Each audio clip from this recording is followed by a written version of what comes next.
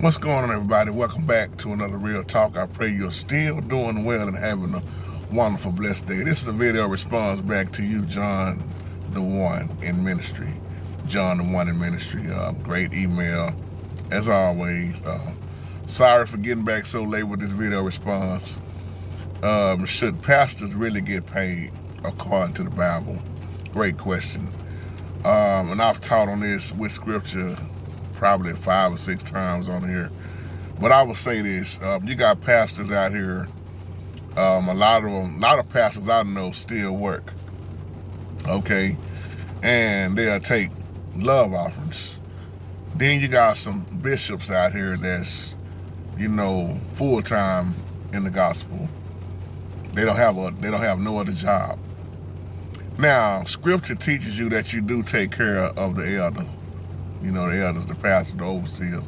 But there is no way that a pastor's supposed to be trying to get rich or abuse the congregation like you see a lot of them doing with this prosperity gospel. Now, I'll give you an example.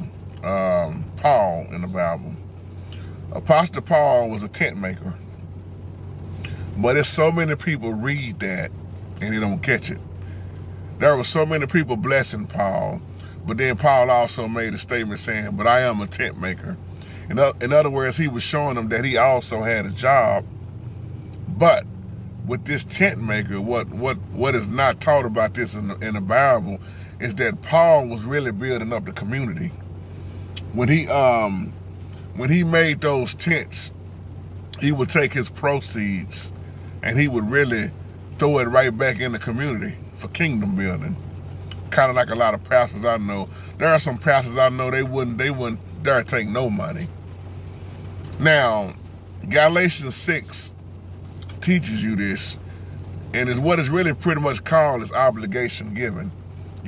That's why when you teach people how stewardship really is, tithing and giving, you don't never have to beg nobody to do nothing.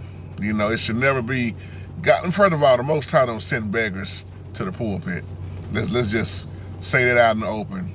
All this begging and abusing the word to make people feel guilty, to bless yourself, that's not of the Most High. But obligation giving, people understand giving from their heart, as this same Apostle Paul I'm talking about taught. Let every man give according to his heart. So he had a job. So like I say, the Bible also say that some deserve double honor. Now, what do you want to do for your pastor? That's between you and your the church, the congregation.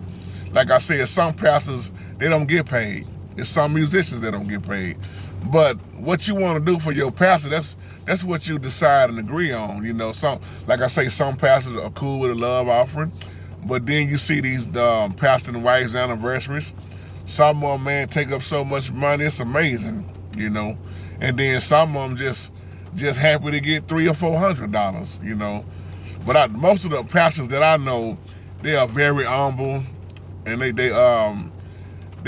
just happy for whatever, And that's the same way I am. I've never been stuck on what somebody want to give for me.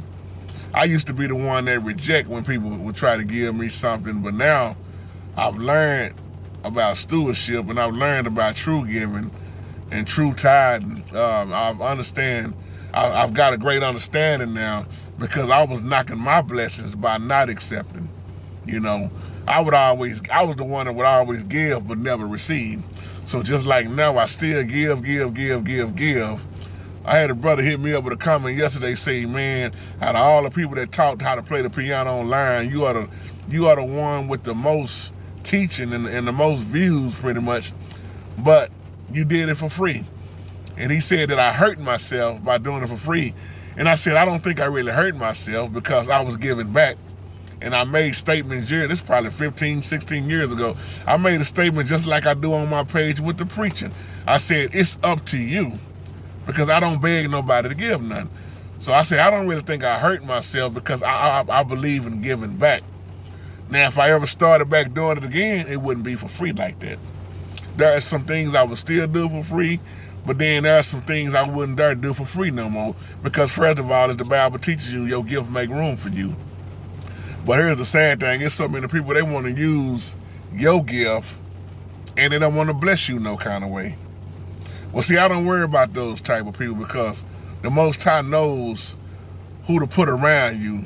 So when Paul said I was a tent maker, I tell people all the time, just like this Google AdSense account, Brother Ricky, you asked me, what is that? Just Google it. I told y'all about what that is. The Google AdSense account is where they pay you for putting ads on your page.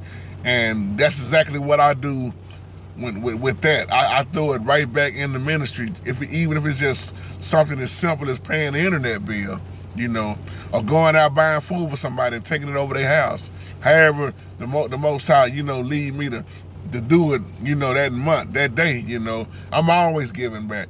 So yes, Paul was a tent maker. He had a job, and he was so grateful that they wanted to do those things for him. And he accepted some, but he let them know, hey, I got a job. In other words, he was also saying, I'm not gonna sit back and wait on people to pay me. I got a job. You know, and he took that tent making to a whole nother level. It's just, you know, if you really catch what the Bible is showing us, when he said I'm a tent maker, it's just like when I say I'm a musician, you know, I'm this. My gift have always made room for me. I love what I do. So hope that answers your question. Yes, you should take care of the man of God, you know, to an extent. But I'm saying that to say, I don't put a knocking on what somebody want to do to bless their pastor. But I will say it's a lot of stupidity going on out here because you got some people out here trying to get so many thousands. Now I'm gonna just be real with this. Some of these Kojic what you call them that they have, man, you talking about a lot of money being raised.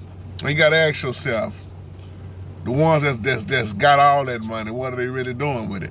You know? So them conventions, that's what I like to say, those conventions. Some of these conventions that I don't go to none of this stuff no more because I done woke up and seen the light. But some of these conventions, just like I talked about the workshops, some of this stuff is just so far out of hand, it don't make no sense. And you can tell that it's not of God, it's about the money. And the Bible says you cannot serve God and mammon. So I'm gonna go ahead and cut this video short right there and end it. But that's my little 2 cents on that. Y'all have a wonderful, wonderful, blessed day. Shalom.